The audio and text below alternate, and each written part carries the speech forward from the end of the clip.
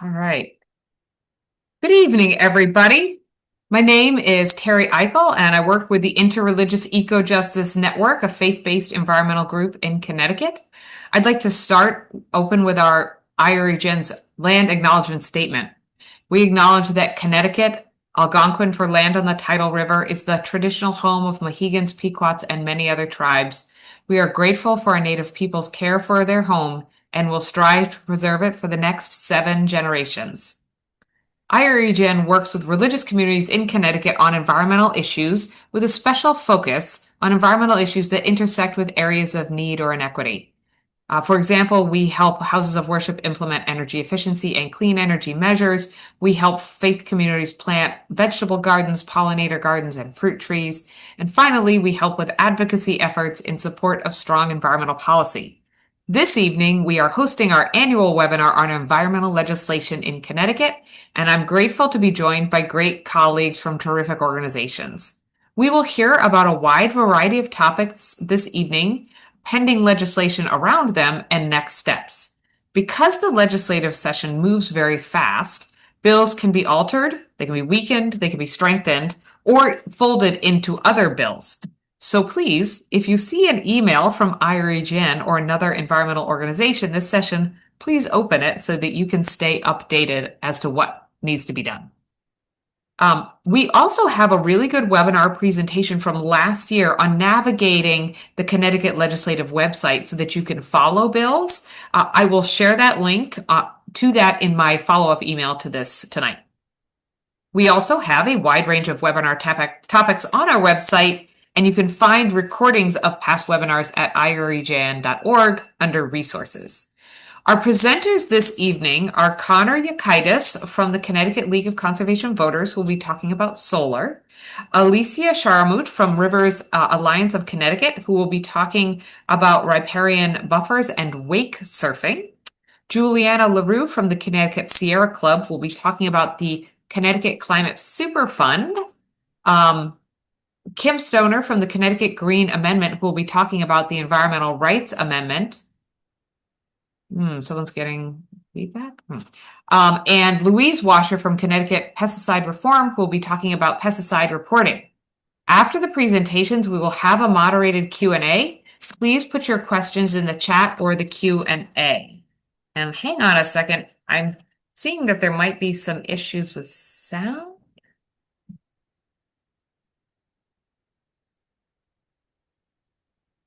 Okay. Is everybody okay? The sound is okay. Everyone's saying the sound's okay. All right. Thank you so much. If you are having issues with sound, you personally may have to go out and come back in, but it is open for everybody. So I am going to, yes, someone said they're signed in on their iPad. If you sign in on multiple devices, you will wind up getting feedback.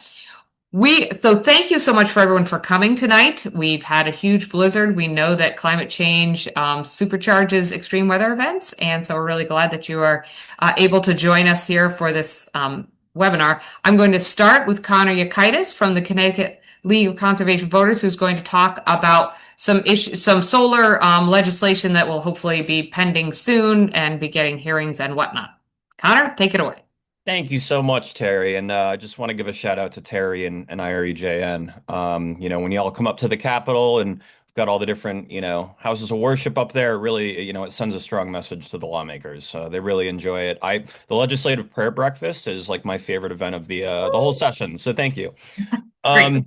So yeah, for those of you that don't know me, my name is Connor Yakaitis. I'm the Deputy Director here at the Connecticut League of Conservation Voters. I get to work every day in partnership with our Executive Director, Lori Brown. We're up at the Capitol, we're monitoring, we work in partnership with, dozens of other organizations. So we have a watch list.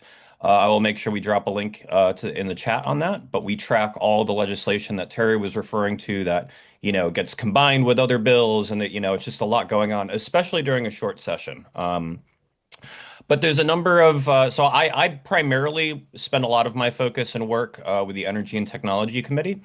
As you all know, it's, no secret, but the cost of electricity is one of the biggest voter issues this year, has been for a couple of years. Connecticut, unfortunately, we are faced with some of the highest electric bills in the country. And there's, a constant debate about how do we address that. And we feel that, continuing to invest in renewable energy is a way to go for Connecticut that can keep us on track to meet our climate goals. And renewable energy sources, such as solar and offshore wind, are proven to, have long-term savings. So we're constantly beating that drum up at the hill.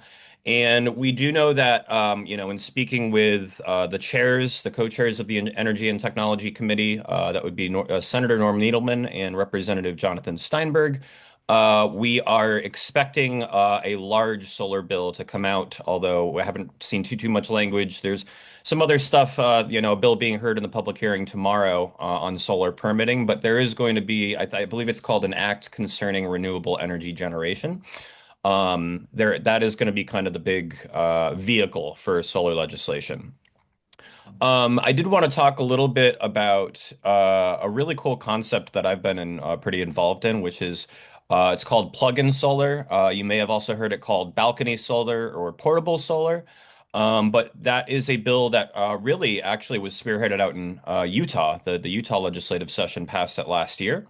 And we are working with about 20 other states. I think it's still 20 right now, who are trying to have bills, in their own states to pass this. And effectively, what it would do is allow, homeowners and potentially even folks like myself who have a balcony at my apartment to be able to buy a panel or two, up to 1,200 watts. Um, and be able to plug it into your house or apartment, and then it would go, back onto, it'd basically help power some of your bigger appliances like your refrigerator, your oven, things like that. So we have met with both major utilities, Eversource and UI. We did, while we haven't received like firm opposition from either of them, there is some, they certainly are excited about the idea. There are some hiccups or some barriers that we're trying to cross right now, just legislatively. You may have heard of AMI or advanced metering. That is something we actually don't have in Connecticut across the board, like many other states that are pursuing plug-in solar. Eversource does not have it yet, but UI customers do. So as well as some of the smaller municipal electric companies. But that advanced metering really, really helps be able to regulate the flow of electricity that is produced by those panels. We want to avoid any backfeeding issues, which is, if you have a bunch of people that are just throwing panels up outside on their balcony, you want to make sure that it is both safe for, the customer, for the folks that work, the linemen, people like that. You want to make sure that you're not burning down, apartments and things like that. So there are ways to pursue it safely. Um, we are excited about the concept of this bill. We do think it'll be moving forward this session. We've at least got some promising words from the two co-chairs of the E&T committee. So if we can figure out some of those backfeeding issues, it did pass with bipartisan support in Utah and support of their utility, Rocky Mountain Power. So when we heard that a couple months ago, I think everyone just kind of, perked up and we're like, oh, wow, we should certainly run with that. So it would be very cool. I will say, we do deal with some of the issues of solar, like, for instance, today, having a foot and a half of snow on your roofs. They're obviously not producing much power right now. But it is, in terms of talking with lawmakers, it is, the quickest deployable renewable technology there is. We're able to build large scale farms or rooftop solar rather quickly. So we're certainly, offshore wind does take a little bit longer, and there's obviously a lot of issues at the federal level. So we're really trying to, beat the drum on expanding solar throughout the state. And we do think that it has a lot of momentum for some good legislation this session. Um, and I think that's about all I have on solar. I know we're going to do Q&A at the end, but there's some great people, like Andy Bauer, who I believe I saw on this call, Mike Trahan, Bernie Pelletier as well. Anytime you have questions about solar, what's the current status of solar and things like that, feel free to reach out to any one of us on the matter, and we'll certainly put you in touch with the right people to get those questions answered. Awesome. Thank you so much. Great. Yes, we'll have questions. I wrote down some questions, but we'll do that at the end. I'm now going to ask Alicia to come back on, and she is going to talk about riparian buffers and wake surfing, which is something I just learned about. Thanks, Terry. Hold on, let me share my screen here. All right, is everybody seeing that okay? All right. I'm Alicia Sharvett. I am the Executive Director of Rivers Alliance of Connecticut. Our name is a little bit of a misnomer.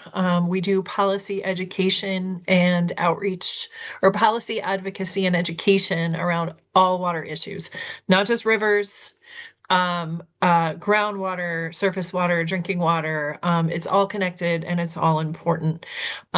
So there are a number of things we're keeping an eye on this session. And two of the big ones are a bill that we expect to see in the next public hearing on incorporating explicit protections for vegetation along our waterways.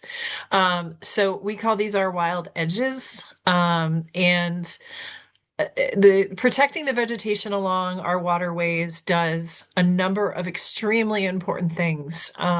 It slows stormwater, it filters pollution, it reduces flooding, and it protects infrastructure.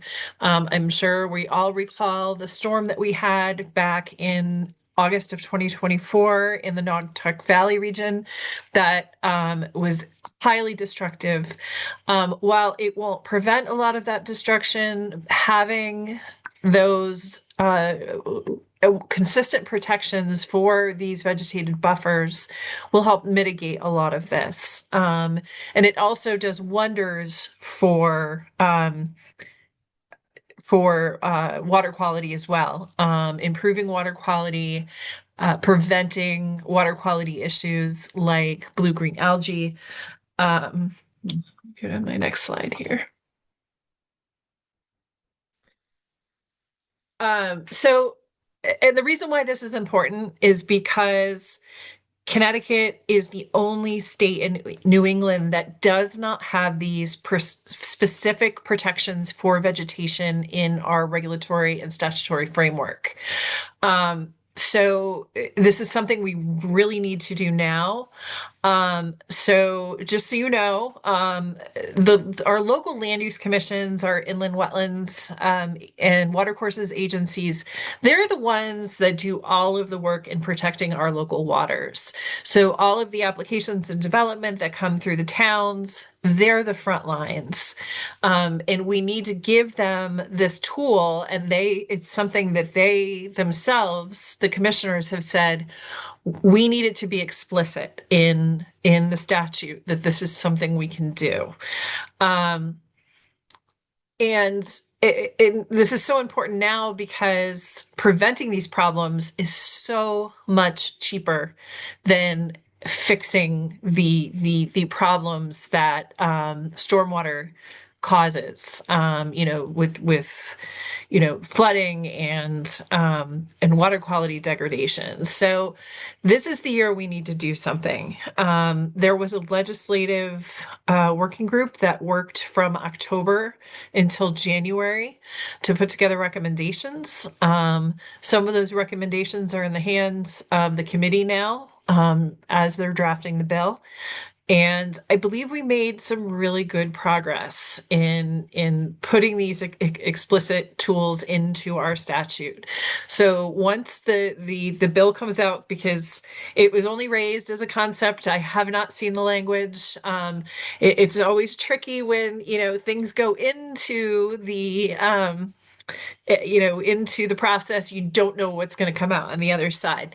So as soon as we see the bill, we will put out something, some talking points, let you know what we think about the bill, and if it serves the purpose that we hope it will, which is again to have those explicit protections for vegetation along our waterways. The other big issue is it revolves around what's called wake surfing.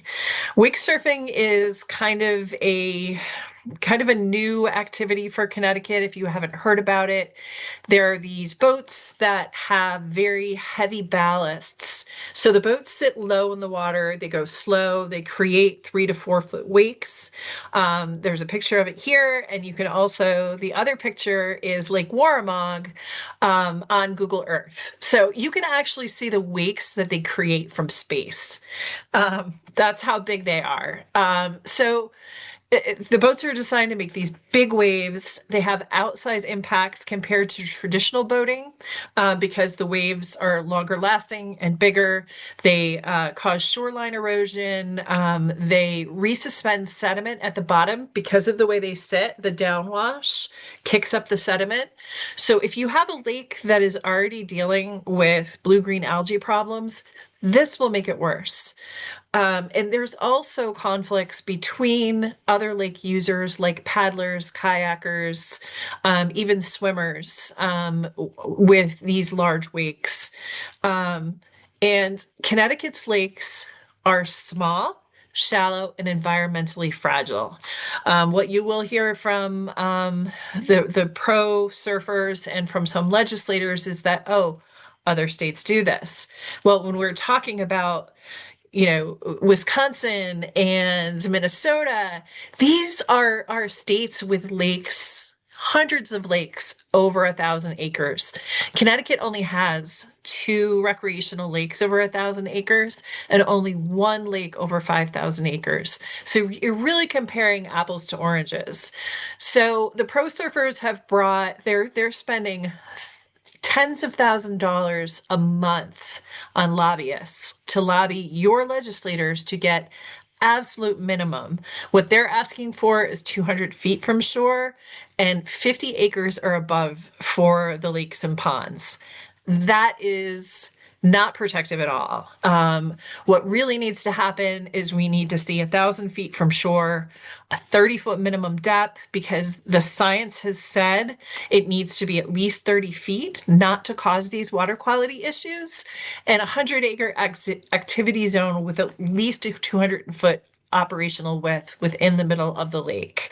Also, and this is so very important, is that the local communities need to be able to maintain the ability to have local ordinances. Lake Warramog passed one in the fall of this past year. Bashan Lake also passed one. And the pro surfers are also putting a lot of money into undermining these local these local ordinances and really taking the power away from the lakes, who have put a lot of effort and money into studying the problem and trying to prevent water quality issues and user conflicts in their lakes. I'm going to put some links in the chat to some pages on our website where you can get more information. We will be posting information as these bills come out and we see the language, so we can let people know what to say. But this is truly a sort of David versus Goliath as far as funding and connections from one side to the other. We really need a grassroots swell to tell our legislators, don't let money buy something that's going to ruin some of our treasured lakes and ponds here in Connecticut. So I'll leave it at that, and I'll put some links in the chat, and I look forward to questions later on. Actually, I just had one question that I generally do Q&A, but just one person asked, for the newbies in the group, can you just define a riparian buffer? Sure. Yes. So let me just go back to this. So thank you for that.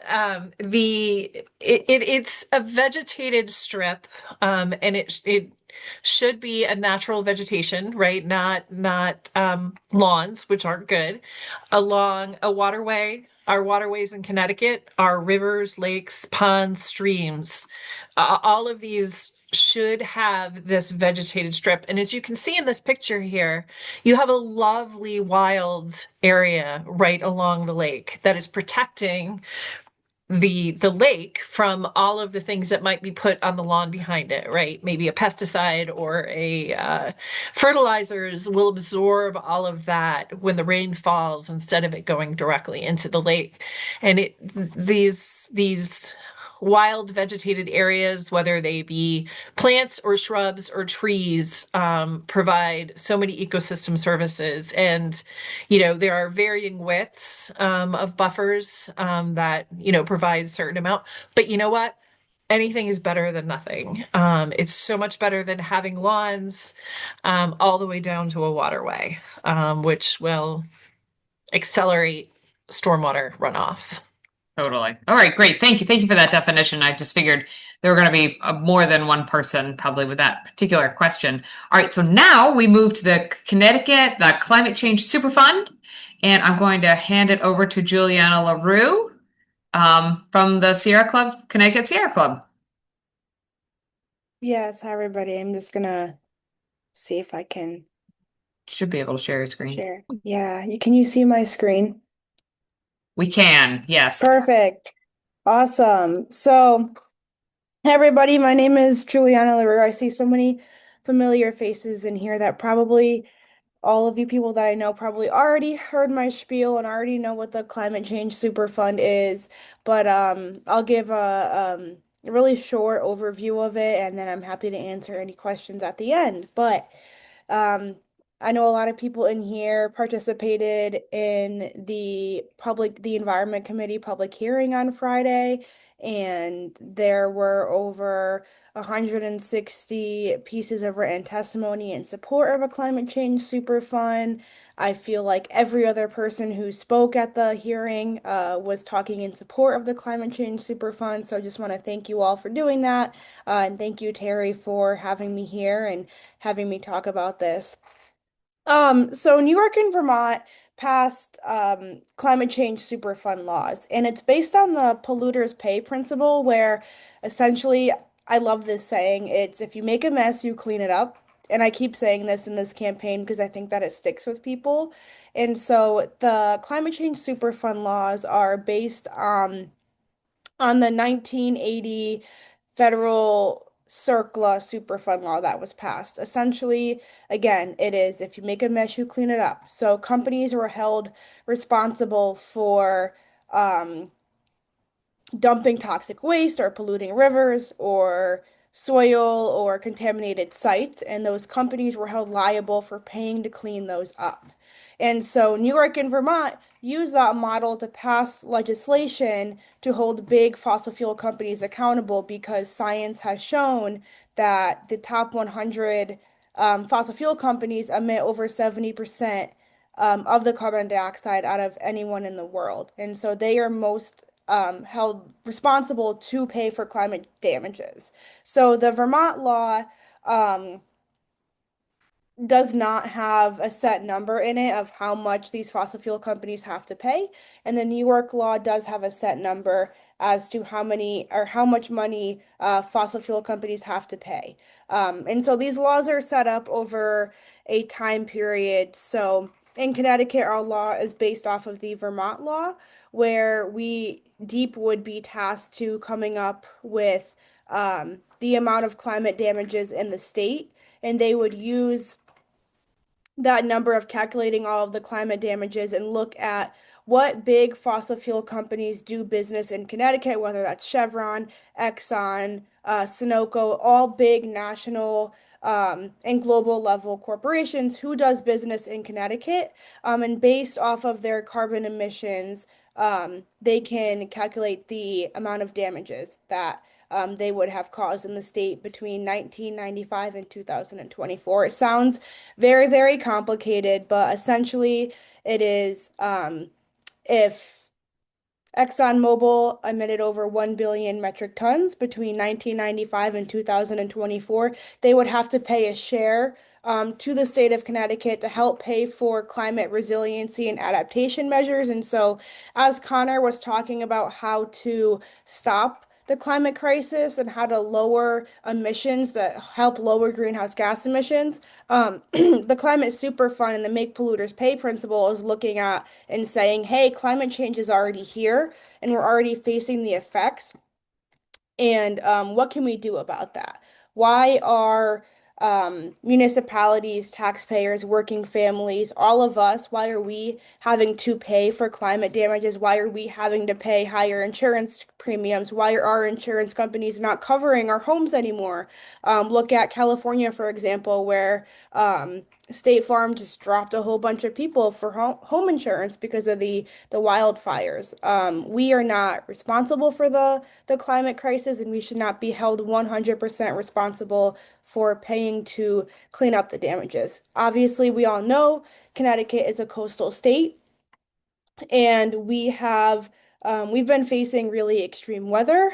Um, I think this I think that we all think that New England is supposed to be really snowy and cold, but the cold snap that we've been in is due to climate change and the polar vortex. So we're seeing it all year long. And in just a few examples, just to kind of show you the gravity of what we're kind of dealing with in Connecticut, if I can remember these on the top of my head, but there were brush fires across the state in October of 2024. I live in Rocky Hill, and there was a brush fire in Berlin, which was the biggest in the state, and it was deadly. Someone lost their life. And to clean up and to bring in out of state helicopters to put out the fire, it cost anywhere between $1 million to $5 million or even more. And just before October, in August of 2024, there was the deadly flooding and the rainfall in Oxford in the Southbury area that cost over $300 million. Again, that was deadly and people lost their lives. Um, if you're living on the coast right now, so New London, Groton, Madison, Old Saybrook, New Haven, to deal with sea level rise in Connecticut, it's going to cost $5.3 billion to deal with that by 2040. And so those are just a few examples, and there's many more. Just showing that climate change is extremely costly, and taxpayers, working families, municipalities are shouldering 100% of those costs, and that's not fair. And so that's where the Climate Change Superfund comes in. Like I said, there was a public hearing on it on Friday. Um, and the next step for it is to get out of committee. We have 11 co-sponsors on the bill right now, and I have an action for you all that I'll put in the chat, but we are asking for people to reach out to their legislators to ask them to co-sponsor and support the bill getting out of the Environment Committee. Once it has a public hearing, it means that it has to get a vote during a committee meeting to get out. After it gets out of committee, it is a House Bill, House Bill 5156. It gets called to the House floor for a vote. If it passes the House, it goes to the Senate floor for a vote. If it passes the Senate, the governor would have to sign it. So there's a lot of steps ahead. We're only in the first step of passing the super fund, but there's a lot more we can do. And of course, I'm happy to go into more detail about the bill and any questions that people may have on it after.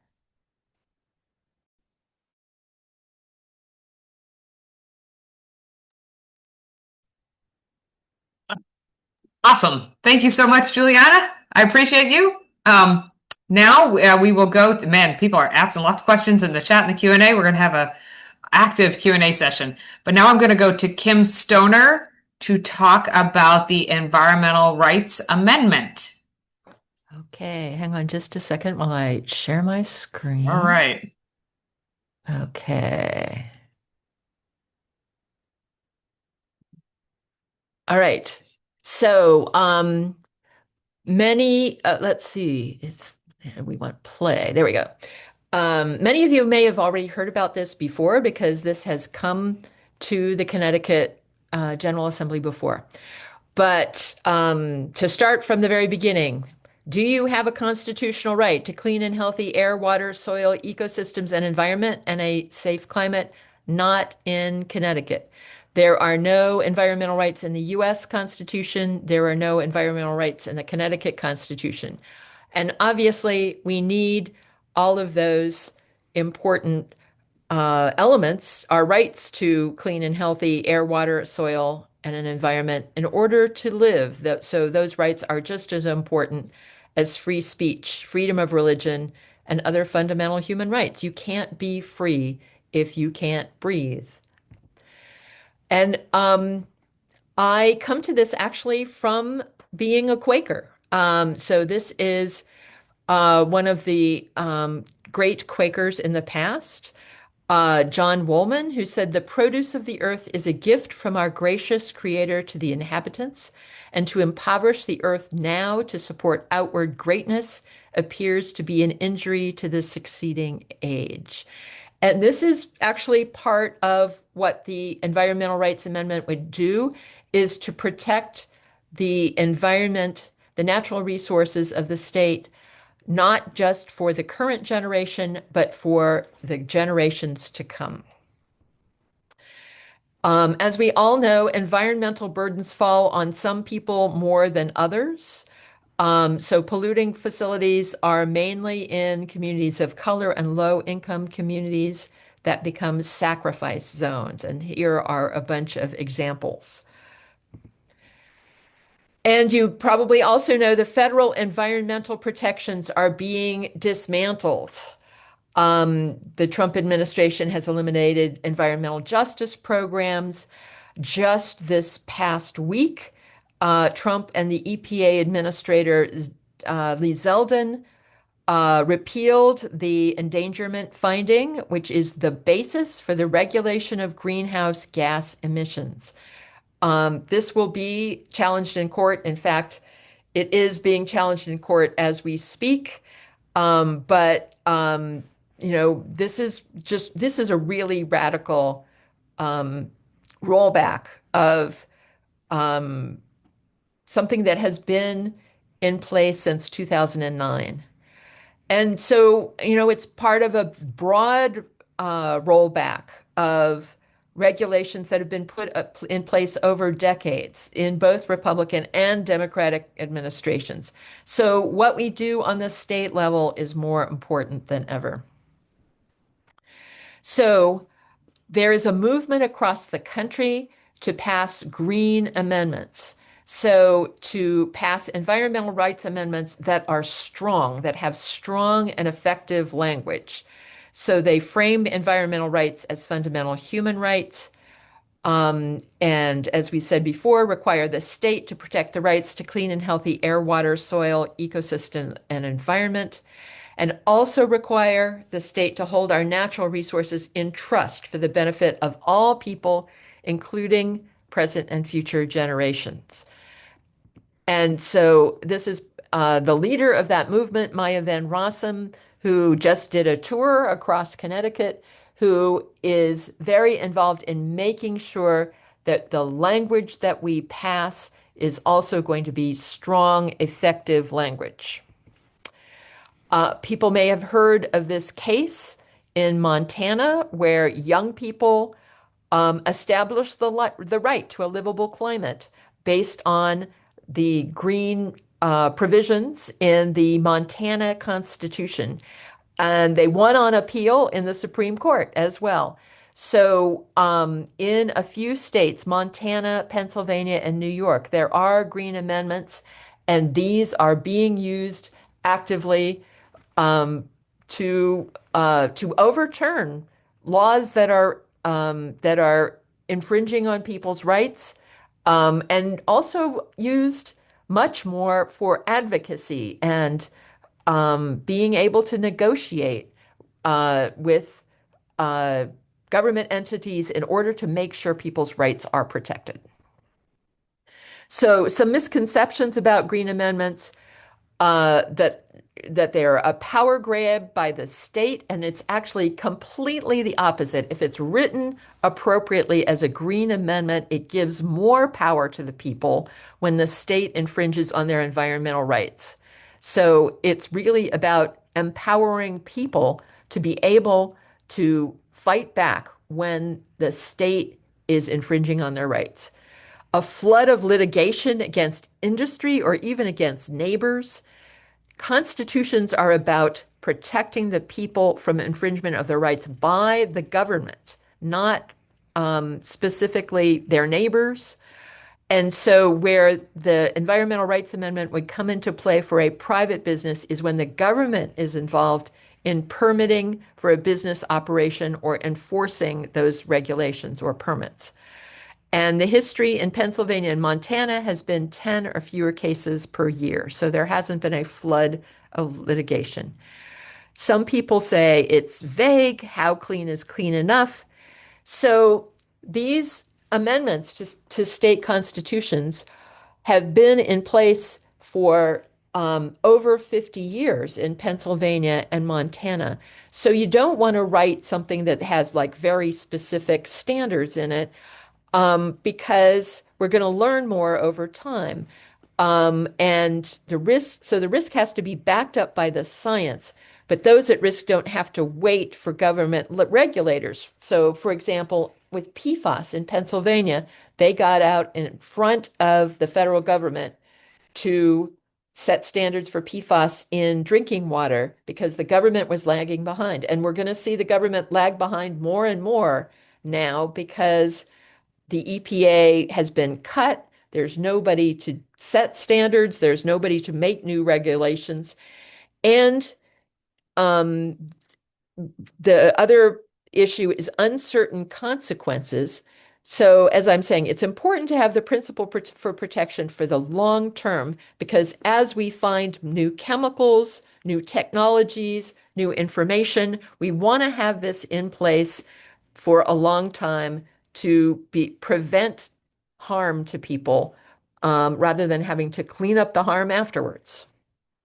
So what does it take to pass an amendment to the Constitution? So the process is a little different from the process for a bill that Juliana laid out for you. So it has to go through all the steps to pass the legislature. So it right now has just been voted on as a concept to be drafted. So it's still got to go through a public hearing and a vote in the committee, which is the Government Administration and Elections Committee, before it would go to, in this case, to the Senate and the House. But then if it passes with 75% of the vote in both houses, it doesn't get signed by the governor, it goes to a referendum. So what we're really asking the legislators to do is to allow the people to vote on this in a referendum. But if it doesn't pass with 75% of the vote, then it has to go and pass again in the next session. And then it would still go to a referendum. So that's a very important point when you talk to legislators to say, this is about letting the people decide that they want to have these environmental rights in a powerful form in their Constitution. So what's happening now? So this is the 4th year that we've worked on this in the Connecticut General Assembly. Each year we've had a public hearing. As I said, we have not had a public hearing yet this year, but the previous 3 years we had. The Government Administration Election Committee just voted to draft it again this year. So we're busy building people power, activating people across the state to call and email legislators and to write to the Attorney General. So what does the Attorney General have to do with it? Normally, the Attorney General shouldn't have anything to do with it. Laws are passed by the legislature, and as I said, for constitutional amendments by a referendum of the people. The job of the Attorney General is to enforce the law. But his office has been lobbying the legislators not to pass the Connecticut Environmental Rights Amendment. The staff of the office argue they don't have the capacity and the staff to defend the state when people suffering from environmental harm sue the state under the Connecticut Environmental Rights Amendment. So what we are arguing is they should get some more staff. They're doing lots of good work. The AG's office is doing a ton of good work, fighting all kinds of problems that are created by the Trump administration in environmental issues, and lots of other issues, civil rights, voting rights. So what we want people to do is to write to the Attorney General, and that's the Attorney General's email address, thank him for all the good work he's doing, and ask him to stand up for the Connecticut Environmental Rights Amendment, and also contact your legislators and ask them to support it.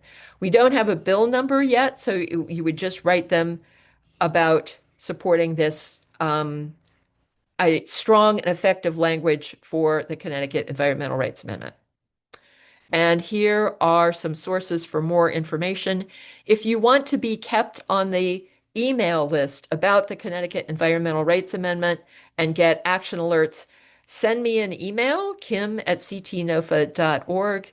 And then here is a website and the link to the national movement for the environmental rights for green amendments and the book for that Maya Van Rossum has. So that's it. Thank you. And so let me get out of this and stop share. All right. Thank you so much, Kim. All right. And now our last presenter before we jump into our Q&A is Louise Washer, who is from the Connecticut Pesticide Reform Group. She's going to talk about pesticide reporting modernization.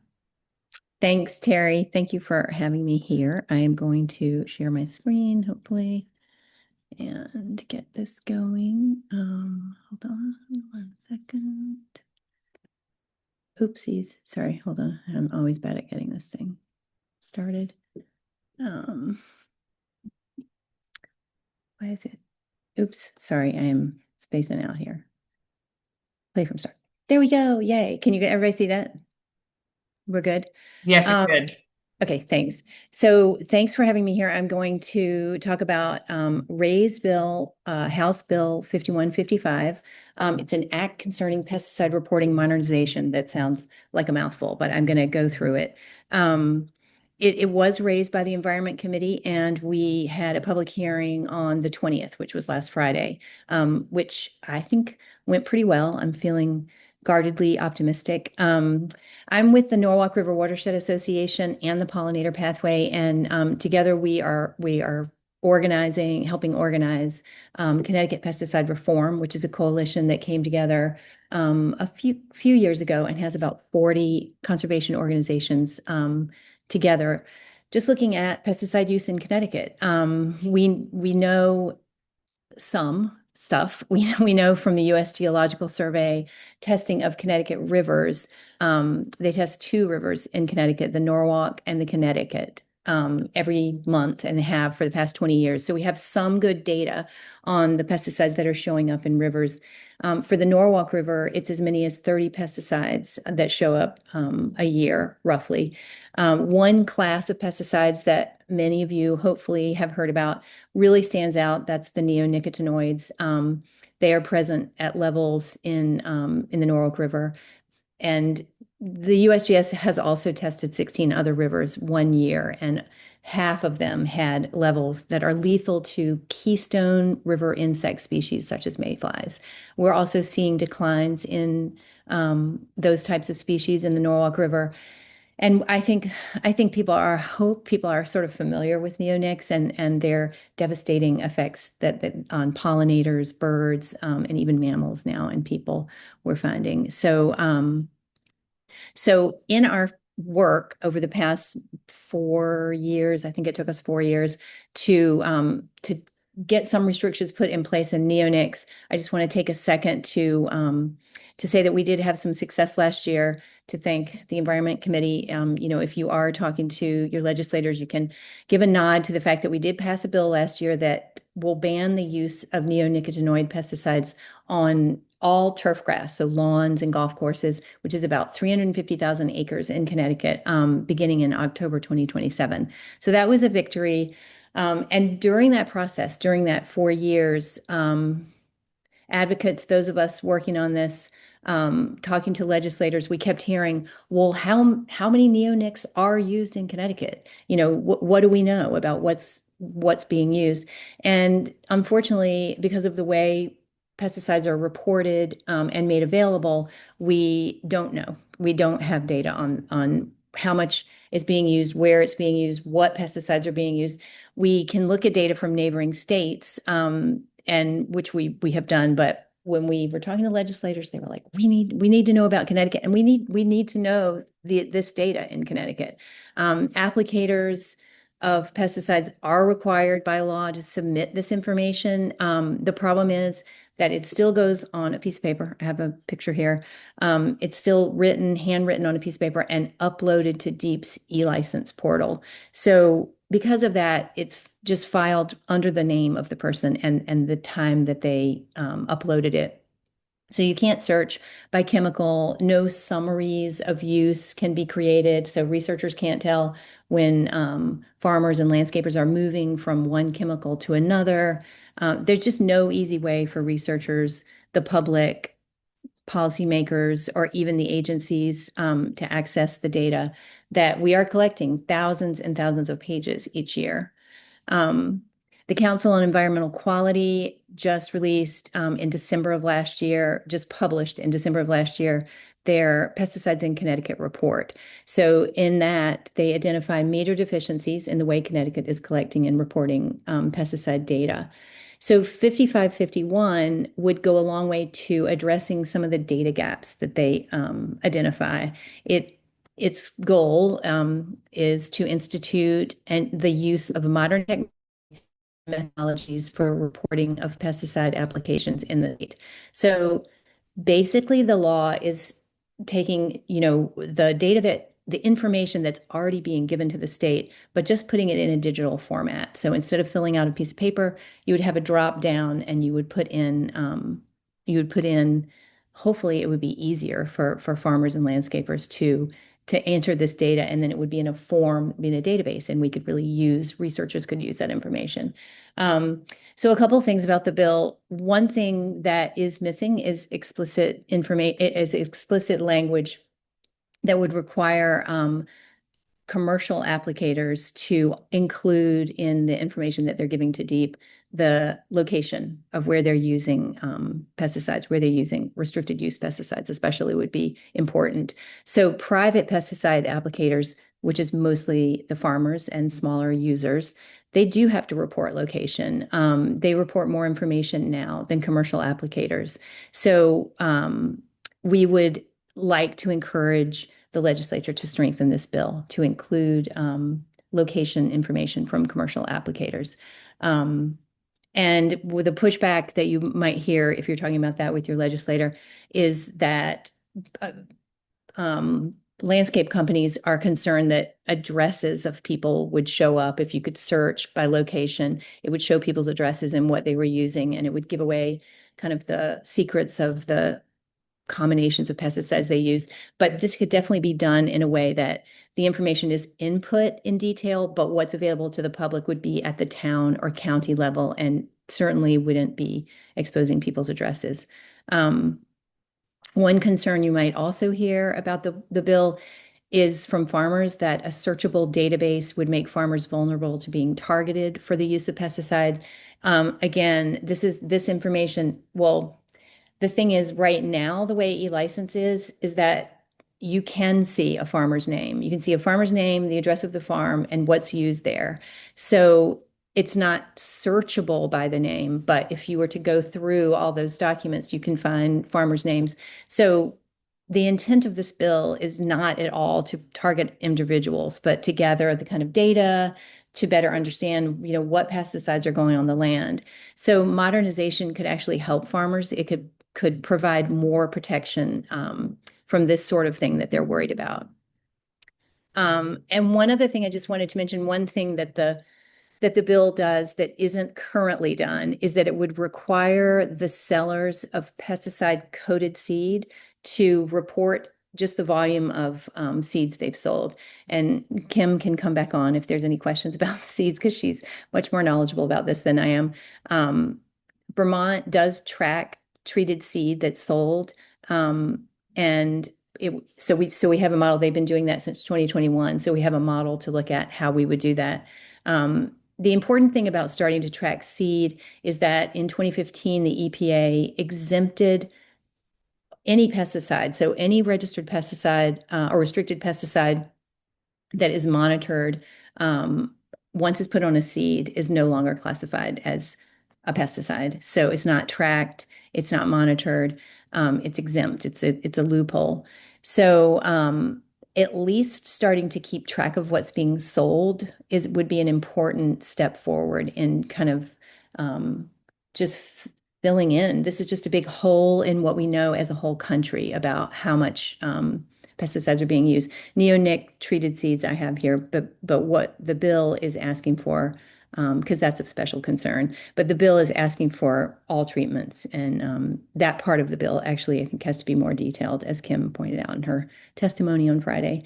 But one of the things we know about neonic treatments on seeds, and another reason why it's important to start having some data on this is that some of the uses have been shown to be ineffective. So treated seed for fruit trees and pumpkins and things really do help farmers increase yield. They've been shown to be effective. But uses on large row crops like corn, soy, wheat, they've been shown in literally hundreds of field trials to not increase yields for farmers. So farmers are paying more for a treatment on their seeds that's not effective. And this is the kind of pesticide use, this kind of overuse, ineffective use that we want to that smart policy would target. If we want to try to reduce the amount of pesticides we're seeing in our rivers and in the environment, we want to look for and be able to find uses that aren't really that are low benefit. So we definitely want to try to keep the seeds in. The seed language is in the bill, but we want to make sure it stays in. HB 5155, this is just another point to make about it if you're talking to your legislators. It aligns with DEEP's 20 by 26 initiative. So that initiative is to improve transparency, predictability, and efficiency at the agency. So HB 5155 addresses Goal 9, which is enhanced public records transparency, and Goal 10, which is expanded tools for online services. So you would think DEEP would be extremely excited about this bill and be very supportive. And they have stated that they support the goal of modernization, but they have said that, they lack the resources. They didn't come out in support of the bill because of the resources that it would require. And I just wanted to add to that DEEP did gain a new employee as part of the neonics bill that passed last year. So they had put a fiscal note on that bill, and then they were given a new employee. So they have gained one employee in the pesticide division in the last year. I don't think they've hired that person yet, but they are going to. And we know from the 2017 CEQ report that the fee revenue collected by DEEP from pesticide businesses is up to $3 million a year. So that comes in, it goes into the general fund. So it's not set aside to be used by the pesticide division. But just to know when you're talking about this issue, if you're talking about this issue with anyone, with legislators, that the pesticide use fees are significant and, hopefully could offset in some, possibly could be set aside for use for, that's my last slide. So that's it. Thank you so much. I'm gonna stop. All right. Thank you so much to all of my presenters. I am going to start. I've got some questions. If you guys could all come back on screen, I'm going to go through these chat and Q&A. There were a couple questions about solar that, someone was answering them. Oh, thank you. Connor was in there. So what is the name of the big solar bill? Once again, it's an act concerning renewable energy generation. I wanted to add to that particular question is, do we know what's going to be in that? Is that kind of an air carrier type of bill that's going to include a lot of things? It's going to include a lot. We're still not entirely sure. It'll probably likely, contain language regarding the plug-in solar that we were talking about. Potentially some language that would make it easier for folks who are like part of condo associations and things like that to get solar. It's kind of there could be all kinds of stuff in there. HB 5036 is a governor's bill, and that's the one on solar permitting. Correct. Yep. Is that gonna, do you think 5036 is gonna stay a standalone bill, or is that gonna get incorporated in? I mean, governor's bills generally are governor's Yeah, bills. that's a good question. I would imagine it probably, I think that would remain a separate bill because it's a governor's bill. But Right.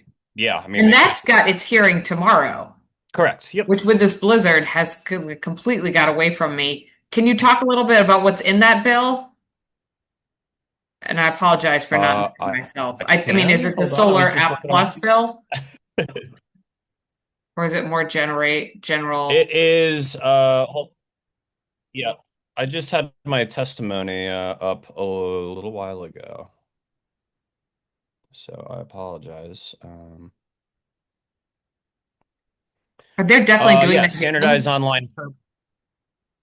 I'm sorry? They're definitely doing that hearing tomorrow.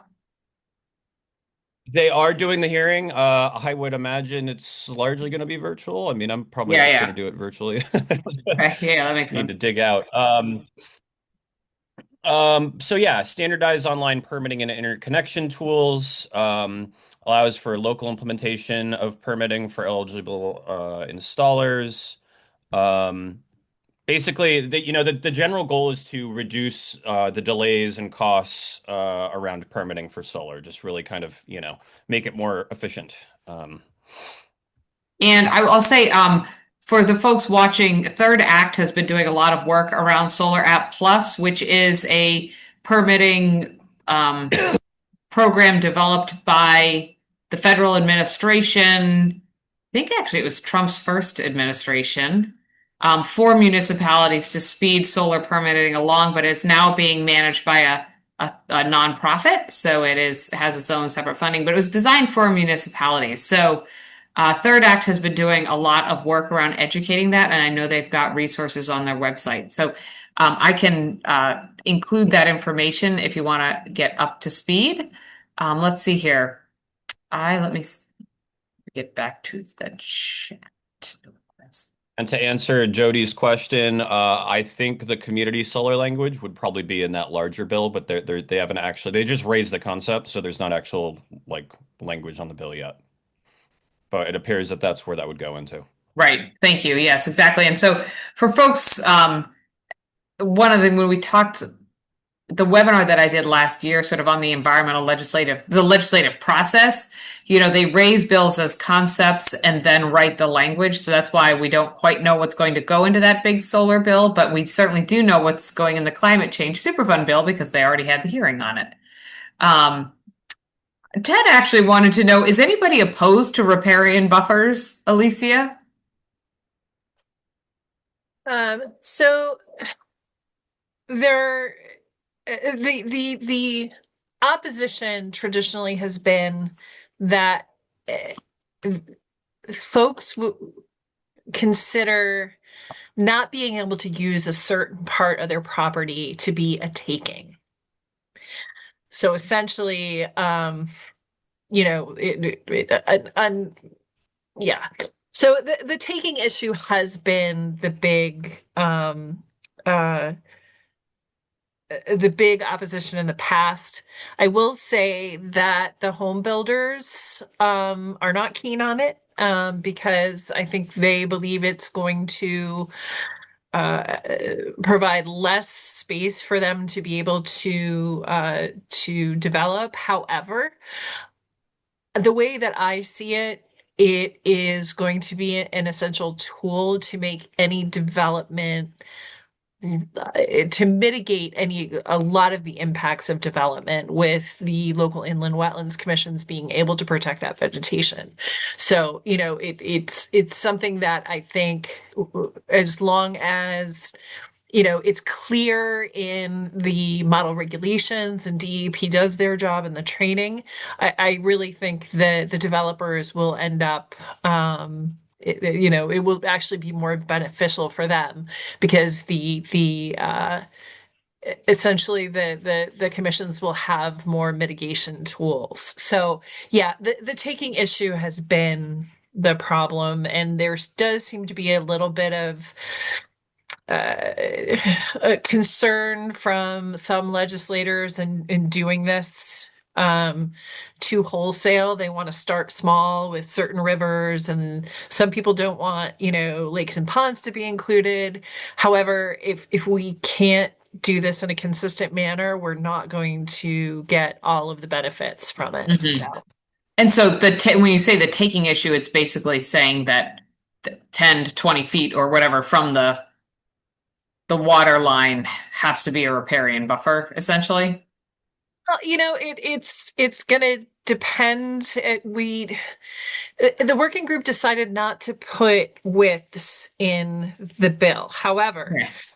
the exception to that is, and this is kind of hard to explain, but the way the Inland Wetland Acts works, there are certain uses that are as of right, and residential is one of those.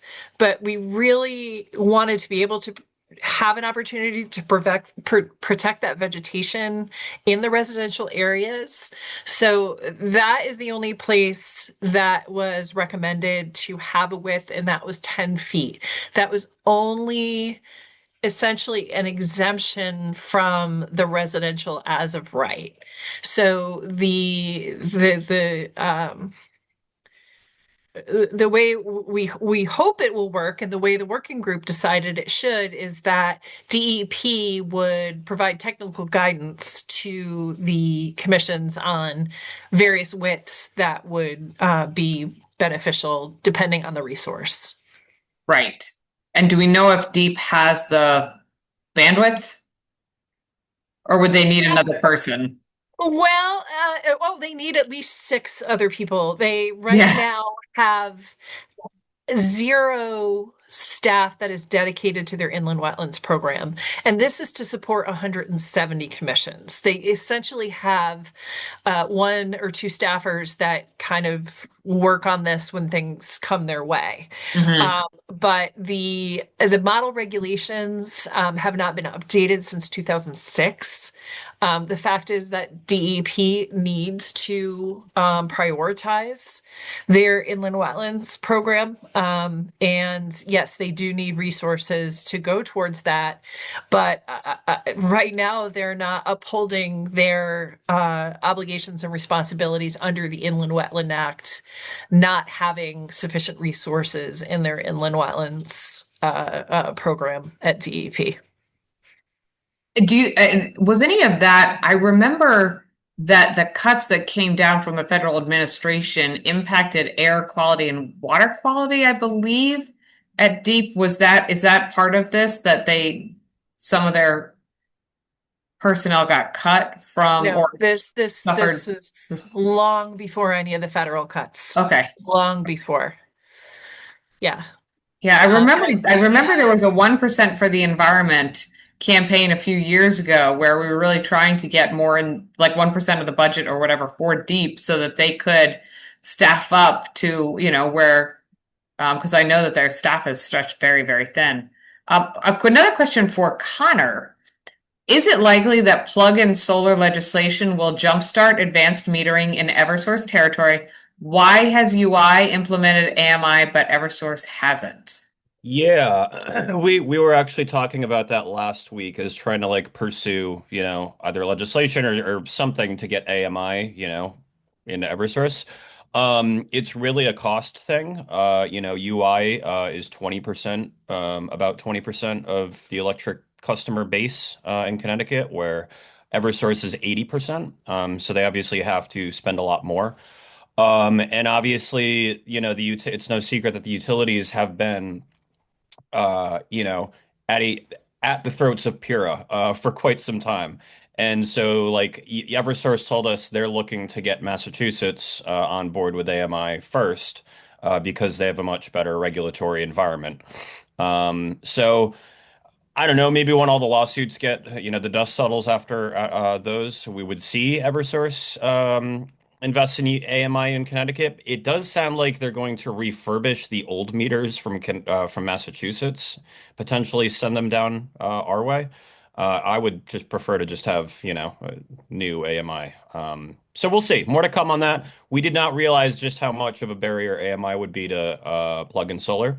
So we're just Okay. trying to navigate that. We are still, looking at all options, but hopefully something can move forward this session.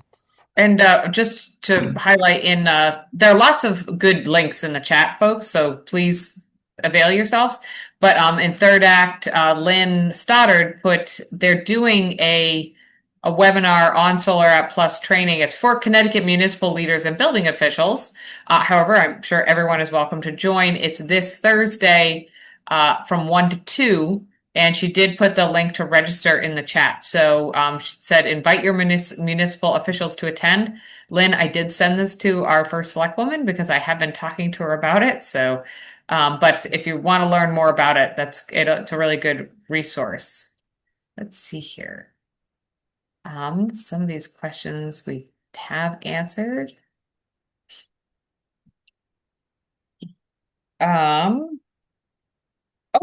For Juliana, what do we say to people who say, well, the climate change super fund, if we charge the fossil fuel companies more, they're just going to pass it on to the customers, I wonder who said that. Sounds like something the oil and gas lobby would say, right? which they all did at the public hearing. Every single person who said that works for an oil or gas company. So they're using the same rhetoric that industry has used for over 50 years. Um, so just keep that in the back of your mind. Just, I guess, in my Gen Z code, you have to clock it. You have to clock what they're saying, and know that it's just propaganda. But it is I will give the oil and gas company props because it is a good counterpoint, although it's untrue. People hear that and they listen to it. Um, so no. Yes, it was brought up a lot. No, the costs if oil and gas companies pay for past damages, they will not pass down the cost to consumers. Um, the Climate Super Fund will not raise home oil or gas prices. It will not add a public benefits charge to your bill, in the words of Representative Callahan. It will not charge 33 cents was the exact number that was said to gasoline prices. Oil and gas prices are set by global markets, not by individual companies. Um, what the Climate Super Fund does is it shifts existing climate damage costs from taxpayers to the companies.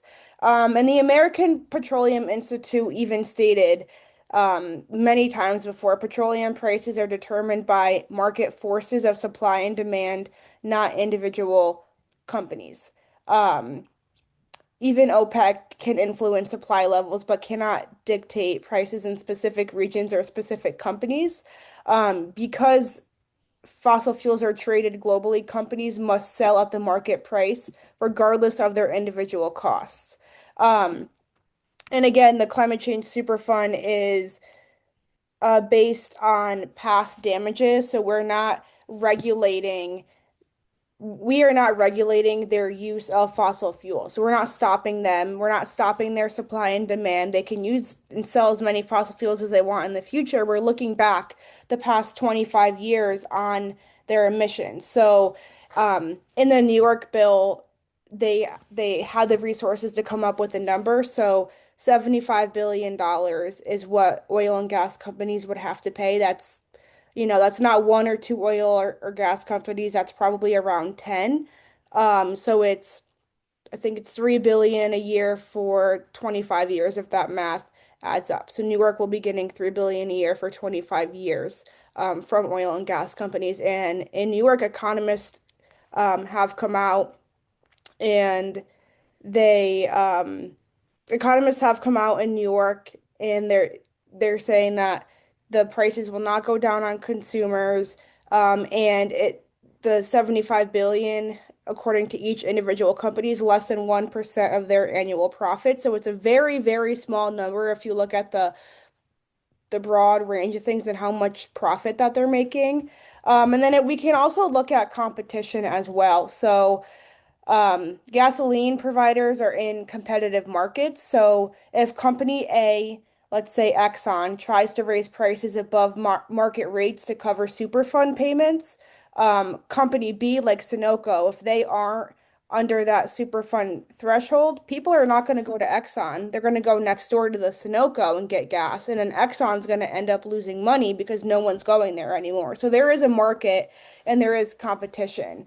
And the competitive pressure prevents unilateral price increases. And I'll put in the chat, there is a Nobel Prize award-winning economist who wrote a letter to the New York governor on why the Climate Superfund will not raise prices for consumers. And then the federal Superfund in regards, big oil or big companies that were polluting had to pay for the damages, and those costs never trickled down to the consumers for their products. And then if we look at the BP oil spill, I think it was like 65 million that BP ended up paying to clean up the oil spill that happened. Those costs did not trickle down to consumers as well. So there's so many examples that can be brought up as to why this will not go down on consumers, but I think it's important to keep kind of saying this over and over again because everyone's so worried about affordability and electricity prices. So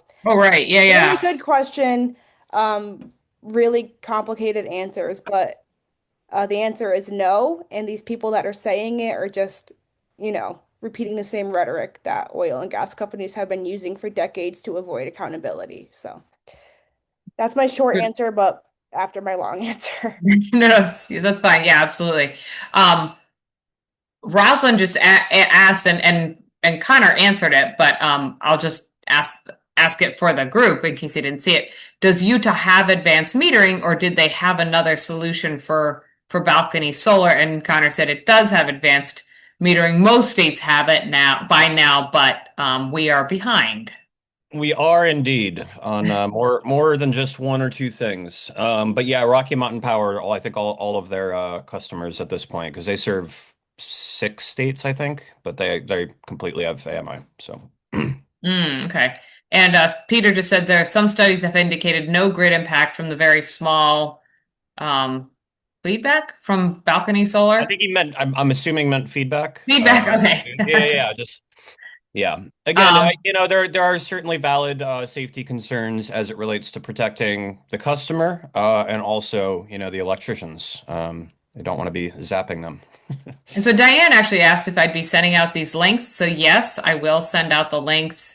And I'm also going to include um, a really good link to a podcast on balcony solar by a man named David Roberts on it that he did a while ago, but it's a really good explanation of it. David wanted to know, why does balcony solar need AMI? Because you're plugging it back, a lot of people think that, oh, you can plug it right into an outlet at your apartment or your house. That's actually not true. There, you need the proper inverters and stuff like that. But the advanced metering just allows more control to prevent if you have, 2 or 3 panels outside, you want to be making sure that, you're not producing more electricity back onto the grid that could cause fires or cause electrocutions, things like that. The advanced metering, from our understanding, allows the companies to like better monitor and control that input output. Thank you. Susan just said, make sure you plant your riparian buffers with native plants.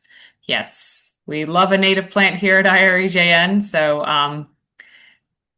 So one definitely. of the things I just want to note on that Oh, is the definitions, looking at the definitions, if there are definitions in the bill, it should specify though native or oh gosh, the term has escaped me. Not native like, but Naturalized. it naturalized, and there's another term, only because as our growing zones are shifting, with the changing climate, it's not always feasible to be able to utilize native plants. But making sure they're not invasive and not grass is important. So Sure. And I mean, yeah, you obviously, I mean, is it eco-regional? Is that one of the terms? I know that when I worked for the Avalonia Land Conservancy, we did a really cool climate resiliency project at one of the preserves where we planted red oaks that were basically genotyped for warmer weather. So they weren't exactly our native red oaks in Connecticut, but they were already ready for hot weather, and the whole forest is thriving, and the biodiversity has like, and so it was part of this really cool thing to do all these different genotyped for slightly warmer weather. So and that is honestly part of the balance in terms of looking at the climate shifts. I want to do a really quick plug. Well, if people are thinking of other questions, is that iRegen has the I Care About Climate and Creation postcard campaign. And basically, we're encouraging houses of worship to just do a little postcard writing campaign after worship service some weekend day, whichever weekend day you do. And we just asked people to send 3 postcards, one to the governor, one to their state rep, and one to their state senator. And we will send you postcards. We will send you postcard stamps, which actually is a huge, it really increases participation. And we'll send you some talking points just to get you started. I will say it is best to have a nice personal message. You definitely don't need to like all be writing the same thing. Write a personal message, but I've got talking points, and then you just put them in the mail, and it's very easy to do. Former Representative Christine Palm said at last year's environmental summit by the League of Conservation Voters that when legislators hear from 7 constituents, they think they're being deluged on an issue. So it only takes 7 constituents to really get their attention, and most congregations have 10 to 15 to 20 to 25 people that are willing to do postcards. So imagine the impact. And last year was our first year, and we sent 3,800 postcards from different houses of worship. Right now I'm up to about 2,300. It's a shorter session, so the time is more compressed. But I will include the link. It's a simple but it's a very powerful action that your house of worship can take. And some of the folks who participated last year, who were sort of the point people, would send me, so-and-so got postcards, and, they'd send how many people sent postcards to specific legislators. And I actually watched in real time as legislators really got like more active on environment. Now, obviously it wasn't just because of iRegen. I would love that, but no. But it was really interesting to see, wow, someone got 75 postcards because I had multiple houses of worship sending postcards. Someone got postcards from all these people, and they really went from like, say, a good solid vote to like really strong supporter and very vocal. And I did have at least one representative come up to me at an Earth Day thing that I was tabling, and she looked at my table and said, "I'm getting a lot of those postcards."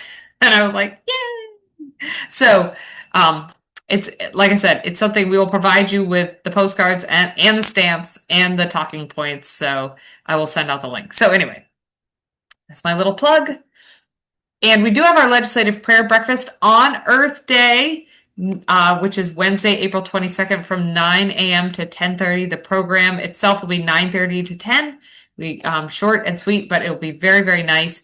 And the Coalition for Climate Action is also doing a climate poster contest that day, where the semifinals will be displayed at the state capitol, and a winner will be chosen. And there is scholarship money involved, so it's really fun. Yes, Susan was just saying, yes, don't plant invasive species in the riparian buffers. The Connecticut Invasive Plant Working Group has a great list. Yes. We don't, obviously invasives are a big no. And yes, right. In the definitions we've proposed, it calls out that, native or invasives are not part of that. No. We did have also tweak to language that would make the removal of invasives along waterways easier. So Right. Yeah. Just removing invasives is great. Does anyone have any other questions? I feel like I've answered all the other questions that are in the chat. Does anyone have any of my presenters have anything that they wanted to add that maybe they didn't? So actually, let me do a quick round. So Louise, the Pesticide Reporting Modernization Act, that got its hearing on Friday. Can people still submit testimony in support? Yes, absolutely. And if it comes to the floor for a vote, I know people look back at that page of the testimony and it's really still important. So if you didn't get your testimony in, please still send that in through the Environment Committee page.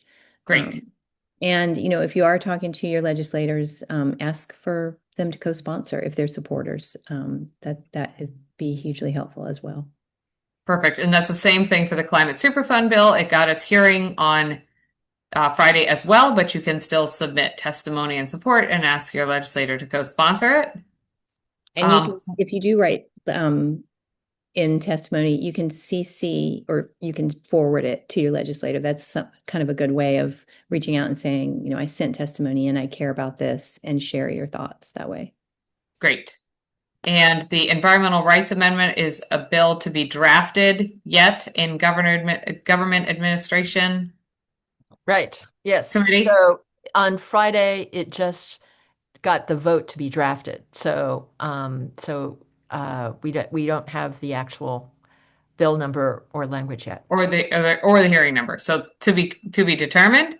Connor, so we obviously know the governor's solar permitting bill has a hearing tomorrow. The plug-in solar bill is not yet written.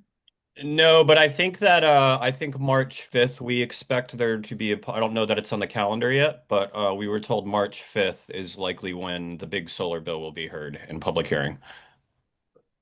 March 5th. Okay, that's March the 5th. Thursday. Okay, good to know. All right, big solar bill. So more on that. Okay, Peter actually did have a question on solar.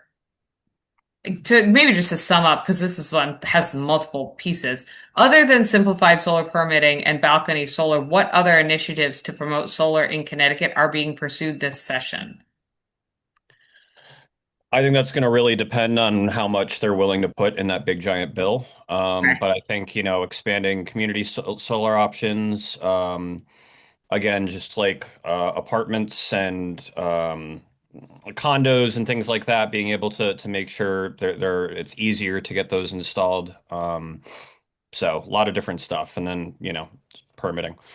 So Jane Allen said, I believe you have to go through Eversource to get solar. Isn't that like the fox watching the hen house? And so one of the things that we're really interested in speeding up is the interconnection times, which is, the time that you get the solar and then you are able to turn it on. And some people have a very short wait and other people wait very long time for Eversource to basically flip the switch.